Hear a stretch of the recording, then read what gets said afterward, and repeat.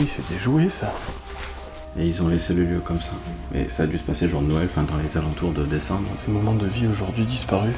Et disparus pour quelle raison en fait? C'est toujours ça qui me hante.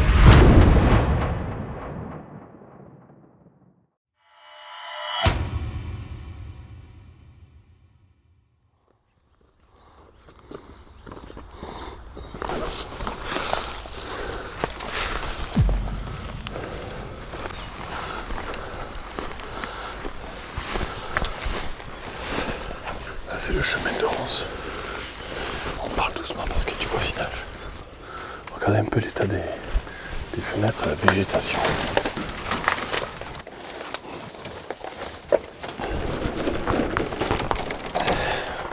Non, t'inquiète. C'est un peu délicat.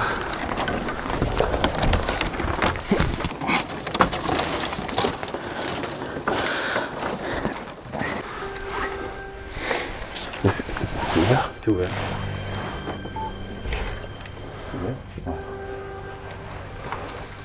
D'accord. Dès mes premiers pas ici, j'y ai senti comme une drôle de sensation. Les décorations de Noël encore présentes tranchaient radicalement avec l'ambiance pesante du lieu. Et malgré notre bonhomie de façade, nous allons à peu près tous ressentir la même chose, comme une espèce de chape de plomb, englobant toute la maison. Donc ça y est, on se retrouve dans la première pièce de cette maison. C'est une petite cuisine, très modeste. Comme on peut le voir. Oui, il y a déjà des décorations de Noël là. Et vous allez le voir dans le salon qui est là-bas. On va voir, il y a encore plein de décorations. Mais là, ce que ça me donne envie de penser, c'est qu'on est vraiment sur une petite maison assez modeste. Regardez, il y a encore tous les produits. Là, il y a une tarte. Oh. Tarte, camembert. C'est incroyable. Mais vous voyez, ce qui me fait dire que c'est une maison assez modeste, vous voyez, ce genre d'égouttoir de fortune là, qui me fait clairement penser que la maison est certes chaleureuse, mais c'était une maison à petits moyens. Qu'est-ce que c'est ça? Ah, ça c'est du laurier, je crois. De la sauge, non, du laurier.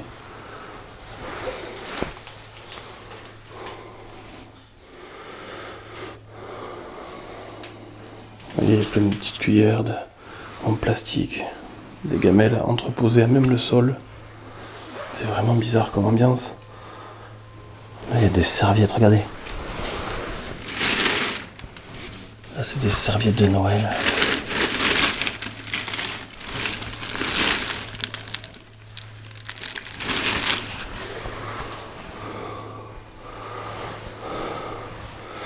Ah, j'avais pas vu, il y a des boîtes de chocolat. Elles sont pleines?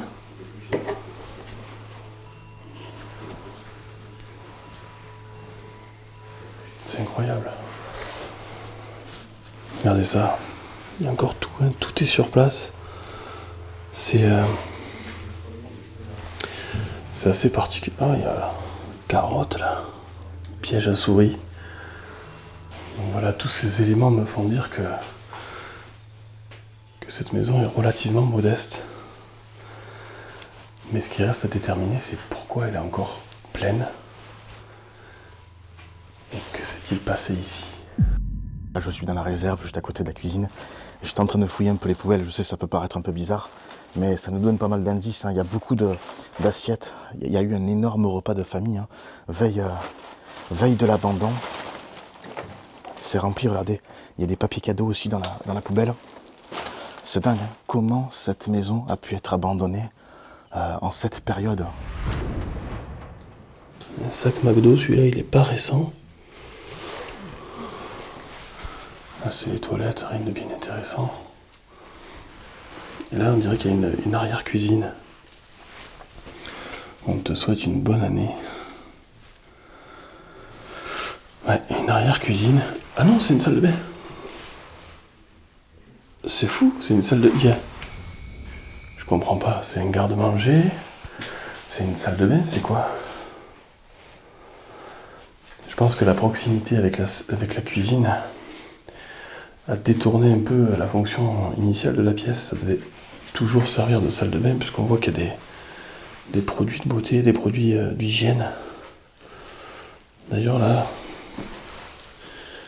il y a un produit pour bébé, ainsi qu'une table à langer. Donc de ce que j'en comprends, il devait y avoir des enfants en bas âge ici.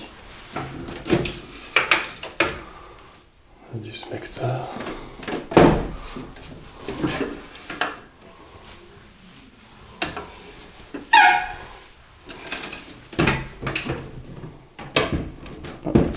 Celui-là, je veux pas forcer, il s'ouvre pas. Et là sur la table, regardez. On a des produits là, des décorations de Noël encore. C'est quoi ça? Oh putain. Là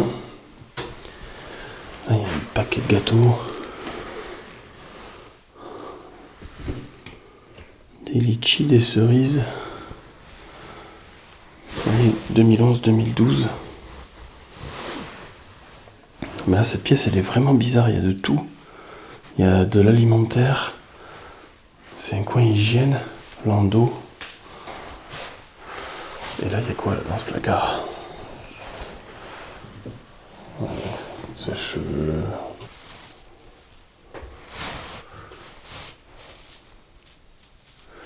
Végétasarum, je sais pas ce que c'est non plus. Ah putain mais j'avais pas vu, il y a de la bouffe. C'est pas un frigo ça? Regardez. Ah j'ose pas toucher là. Il y a de la bouffe là. C'est liquide.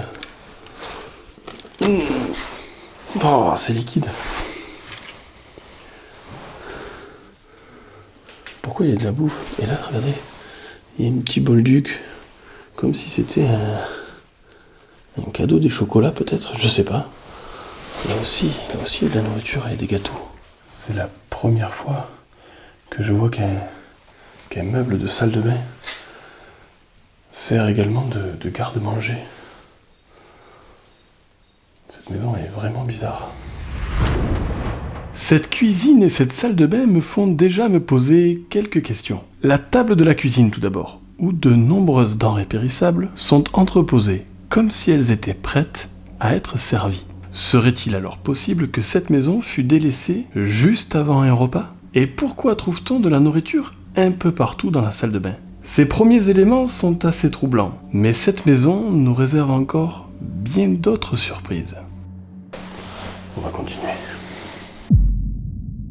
On arrive dans ce salon magnifique. Il y a plein de chaises, ça devait apparemment ici recevoir beaucoup de monde. Comme je vous le disais, vous voyez, on est en pleine période de Noël. Il y a des décorations un peu partout. On voit qu'il y avait des enfants. Regardez, il y a cette petite chaise haute avec cette petite peluche, c'est magnifique. Hein, on croirait presque une photo. C'est trop mignon. On dirait que c'était abandonné au lendemain de Noël. Voilà, regardez, vous avez des gâteaux, il y a un paquet cadeau ici. Un landau. Je vous jure, l'ambiance est très particulière. Ce sapin de Noël, tous ces jouets, ça fait vraiment penser à une fin tragique. Regarde ça, tous les cadeaux. C'est dingue, mec. Il y en a de partout. Regarde, il y en a qui sont carrément pas ouverts. Alina. Oh là là là là là. Ouais, l'abondance, ça a dû avoir lieu entre Noël et le Nouvel An. Tu as de tout encore. Hein. À côté des photos de famille, t'as les sapins, petits sapins, les guirlandes, les boules qui sont accrochées de partout. Et là, donc du coup, le sapin, ouais, il y a les guirlandes électriques. Donc, il est encore branché. Je sais pas si tu verras, il est encore branché, regarde. Ce lieu semble renfermer en son sein une histoire assez tragique. Mais écoutons plutôt ce que Valentin, a entendu dire sur cette maison. Tu connais un peu toi l'histoire de Valentin de ce lieu ou pas du tout? Moi après j'ai que des rumeurs. Ouais. De ce que j'ai entendu, apparemment il y aurait un enfant qui serait décédé dans la baignoire. Que la famille après s'est séparée et ils ont laissé le lieu comme ça. Et ça a dû se passer le jour de Noël, enfin dans les alentours de décembre, parce que en vue de la déco. Mais tu l'as su par quel biais en fait? On m'en a parlé. Après, est-ce que c'est vrai, est-ce que c'est faux? L'histoire que l'on a rapportée à Valentin, si elle est vraie, est un événement plus que sordide. Et je comprends que cela puisse faire éclater une famille.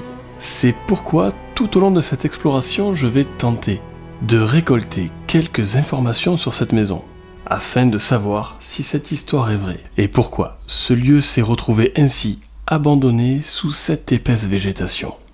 Je comprends pas. Et là, il y a 2 jumeaux. Regardez. Une photo de communion. Regardez le vaisselier, tout est dedans encore. Tout est dedans. C'est dingue. On voit qu'il y a du passage de souris qui ont dégradé tous les documents. Voilà, il y a plein d'objets. Il y a un couteau, un aïeul.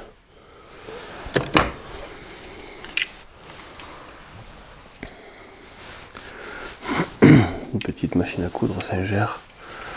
Et là c'est mignon, on avait une petite collection, et ça c'est. Ne me dites pas que c'est des adultes qui ont fait ça. Ça c'est une collection d'enfants. Avec des petits fossiles. Donc là pareil, vous avez tout ce vaisselier qui est complet. Avec tout à l'intérieur. Ah, il y a des feuilles à rouler. Ça va encore les bouteilles d'alcool.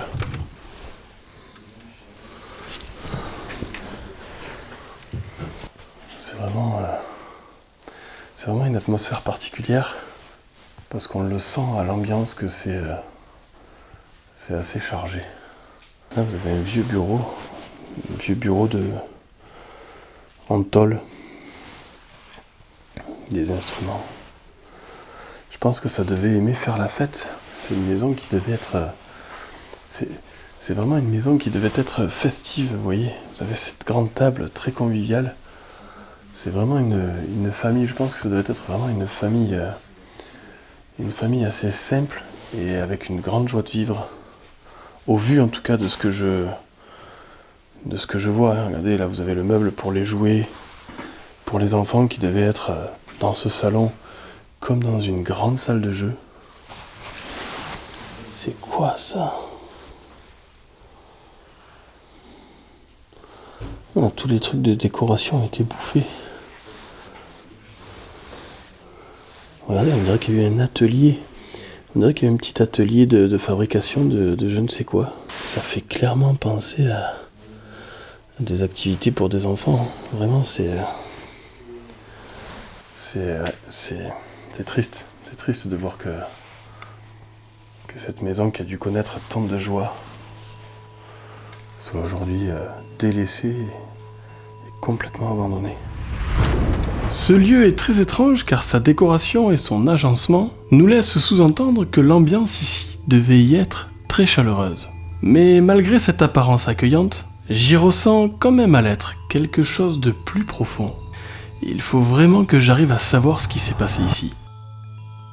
Et c'est en auscultant la prochaine pièce que je vais obtenir certaines informations sur l'histoire de ce lieu et ses occupants. Là, c'est quoi ça? C'est une chambre? Ah, ok. Oh, elle est dans un état. Regardez le plafond, la moisissure. Il y a un Pierrot. Et c'est bizarre, un meuble au milieu comme ça. Ça me fait vraiment penser un peu à une cloison. Une cloison d'intimité peut-être, je sais pas. Là, il y a carrément des pièces d'identité. Il y a 2 pièces d'identité, 2 cartes d'identité différentes. Alain.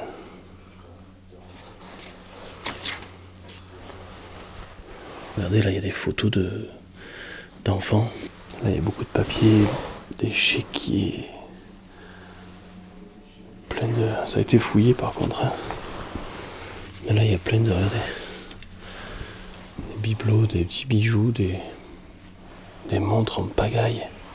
Il y a plein de montres, regardez ça. Des cartes téléphoniques. Putain. 50 unités. Regardez un peu l'état des fenêtres.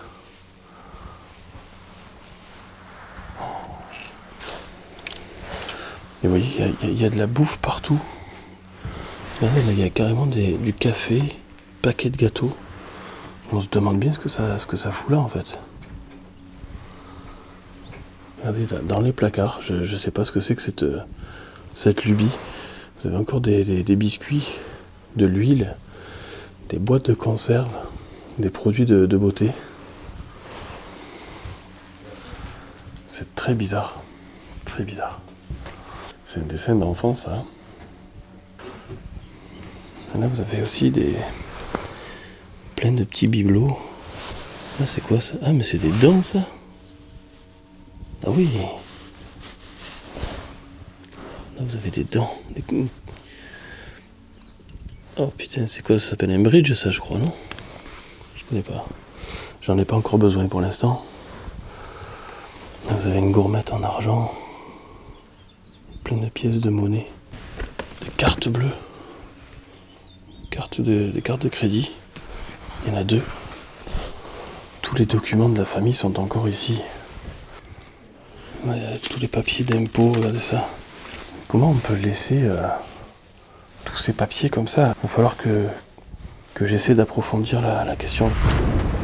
Aucun des documents que j'ai pu avoir entre les mains confirme ou infirme la tragique histoire que l'on a relatée à Valentin. En revanche, nous savons de manière formelle qui vivait là. Et regarde ce qu'il y a écrit là. Pour mamie. On était certainement chez les grands-parents, quoi. Il s'agissait des parents de Michel et Alain, les frères jumeaux, qui d'après ce que nous avons compris ont fini vieux garçons. Mais ils étaient également à la tête d'une entreprise de transport local dont le siège social se situait ici, dans cette maison. Et nous avons également appris qu'il y avait une sœur, Françoise. Cette Françoise était vraisemblablement la mère des petits-enfants de la famille. Ces mêmes petits-enfants à qui tous les jouets de la maison devaient appartenir. À l'heure actuelle, malheureusement, il est bien évident que les parents des jumeaux et de Françoise sont décédés. Mais qu'en est-il de la fratrie? Je n'ai malheureusement pas réussi à obtenir plus d'informations dans cette chambre. Mais voyons ce que nous réserve le premier étage. Là, regardez ça un peu, là, à la fenêtre, il y a des plantes. Elles sont encore vertes. Je vous avoue que sur le coup, je me suis un peu interrogé et j'ai trouvé la réponse. Il y a carrément des infiltrations d'eau qui passent juste au-dessus. Regardez, vous voyez l'eau qui... Bon là, c'est sec, il n'a pas plu depuis un moment, mais vous voyez les écoulements d'eau. Et ça vient arroser, cette plante qui, du coup, est en bonne santé, hein, contrairement aux autres. C'est parti, on monte à l'étage. L'escalier est assez étroit. On est sur des murs en pierre, hein. Des maisons très très anciennes.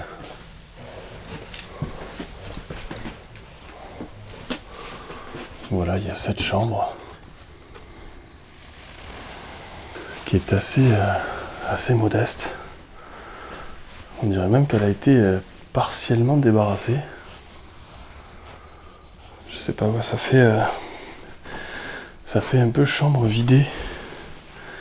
Et en même temps, la chambre à peu près la plus moderne de la maison. Peut-être était-ce la chambre des petits-enfants, je sais pas. Alors, regardez, il y a carrément des photos, souvenirs. Souvenirs des Alpes, c'est marqué, je crois. C'est bizarre. Possible que ce soit souvenir des Alpes, je sais pas. Vous avez un petit chapeau colonialiste. Je vois qu'il y a des cartes postales, regardez ça un peu. Toutes ces cartes postales. C'est bizarre, elles sont toutes neuves en fait. Et après, j'ai envie de vous dire que finalement, il ne restera plus que les combles. Voilà, juste en face de cette chambre, on arrive dans les combles où il y a un sacré bazar. Vous avez des ordinateurs qui datent des années 2000, début des années 2000. Il y a un gros congélateur qui a l'air complètement déglingué là-bas. N'ayant pas obtenu plus d'informations sur ce lieu en explorant ses combles, je vais rester cependant très intrigué par l'atmosphère qu'a dégagé ce lieu tout au long de notre exploration. Au point même, et malgré la distance qui m'en sépare, d'y retourner seul quelques mois plus tard, afin d'y mener une expérience paranormale. Mais j'ai senti l'atmosphère de cette maison assez lourde, je sais pas pourquoi, peut-être que je me trompe, peut-être que je me fais des idées. Mais peut-être aussi qu'il s'est peut-être réellement passé quelque chose de grave ou de sinistre ici.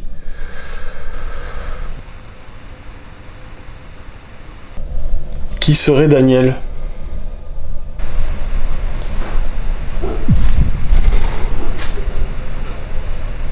Là, j'ai clairement entendu un bruit qui venait de la chambre.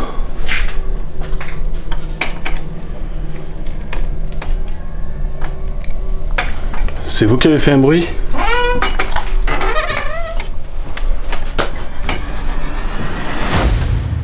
Une expérience qui m'a apporté quelques résultats assez troublants et qui sera disponible très prochainement sur la chaîne YouTube. Ce lieu, et malgré mon investigation, ne nous aura pas délivré tous ses secrets. Mais il a, à mon sens, encore beaucoup de choses à nous révéler. Un immense merci encore à Valentin qui nous a fait découvrir ce lieu incroyable. Merci également à Jo de m'avoir accompagné lors de cette exploration. Et rendez-vous très prochainement pour cette enquête paranormale que j'aurai menée seul dans cette grande maison, au milieu de nulle part. Pour ma part, il me reste à vous souhaiter le meilleur. Portez-vous bien et à très vite pour de nouvelles aventures.